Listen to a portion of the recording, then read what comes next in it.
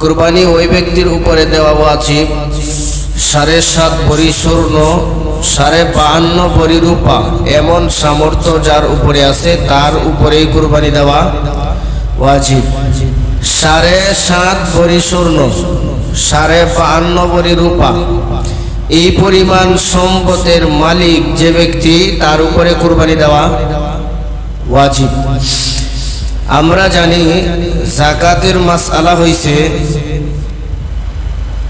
যদি 1 বছর অতিবাহিত হয় এই সম্পদ, তাহলে ওই ব্যক্তির উপরে যাকাত দেওয়া ফরজ।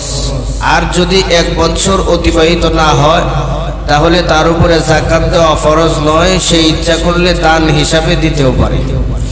কিন্তু কুরবানির মাসআলা হইল কুরবানি ওই ব্যক্তির উপরে তখনও ওয়াজিব যদি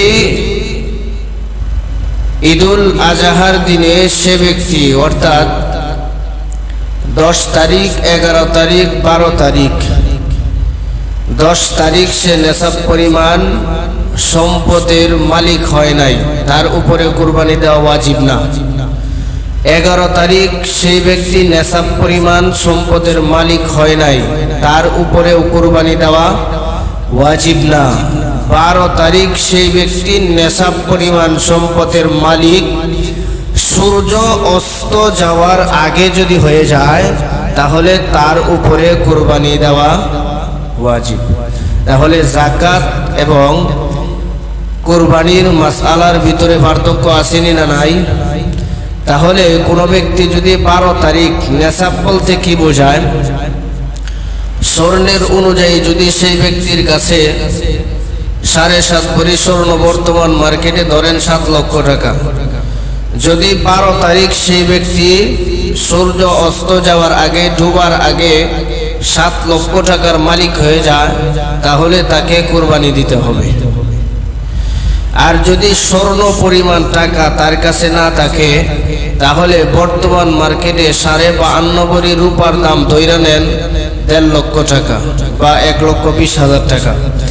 তাহলে যদি 12 তারিখ বা 11 তারিখ অথবা 10 তারিখ এই 3 দিনের ভিতরে 1,20,000 টাকার মালিক হয়ে যায় তাহলে ওই ব্যক্তির উপরে সূর্য অস্ত যাওয়ার আগে এই নেশাব তার হাতে আসলে তার উপরে কুরবানি দেওয়া থেকে শুধু তাকওয়া চায়, বাকি সব তো আমাদের, সব আমাদের না।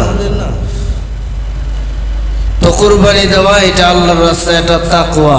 তাহলে আমরা নেশাব পরিমাণ সম্পদের মালিকানা যার হাতে আসবে 10, 11, 12 এই 3 দিনের ভিতরে 12 তারিখ সূর্য অস্ত যাওয়ার আগে নেশাব পরিমাণ সম্পদের মালিক হলে তাহলে ওই ব্যক্তির উপরে কুরবানি দেওয়া ওয়াজিব।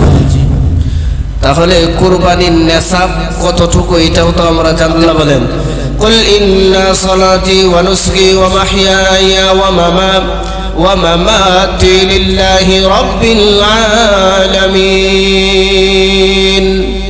একমাত্র কুরবানি করব আল্লাহর জন্য, নামাজ পড়ব আল্লাহর জন্য, যাকাত দিব আল্লাহর জন্য, হজ করব আল্লাহর জন্য, যত ইবাদত আছে সমস্ত ইবাদত করব যার জন্য, তিনি কে।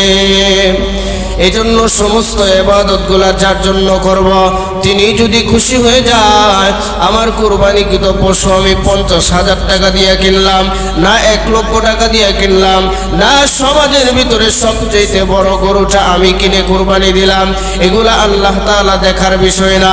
আল্লাহ পাক রব্বুল আলামিন বলেন লা ইয়ানালুল্লাহু লুহুমুহা ওয়ালা দিমাউহা ওয়ালাকিন ইয়ানালুহুত তাকওয়া মিনকুম। বান্দা, আমি একমাত্র তোমার দিলের তাকওয়া দেখে, তোমার কুরবানিকৃত পশুর শরীরে কি পরিমাণ গোশত আছে আমি আল্লাহ সেটাও দেখি না, কি পরিমাণ রক্ত আছে আমি আল্লাহ সেটাও দেখি না, গরুর শরীরের চামড়া কি কালার আমি আল্লাহ সেটাও দেখি না, আমি আল্লাহ একমাত্র দেখি বলেন আমি তোমার দিলের তাকওয়া দেখি। এজন্য নবীজি বলেন ইন্নামাল আমালু বিন্নিয়াত, একমাত্র আমি আল্লাহর রাস্তায় নিয়ত যদি সহিহ হয়, একমাত্র একমাত্র আমি আল্লাহর উদ্দেশ্যে যদি কোনো বান্দা আমি আল্লাহ তাআলার রাস্তায় আদনা থেকে আদনা জিনিস দান করে আমি আল্লাহকে খুশি করার জন্য, তাহলে সব চাইতে বেশি খুশি আমি আল্লাহ হই।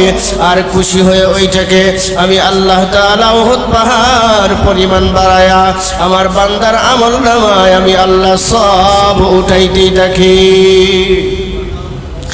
এজন্য যত ইবাদত আছে আমরা কার জন্য করব? আল্লাহর জন্য। কুরবানি কার জন্য করব? আল্লাহর জন্য।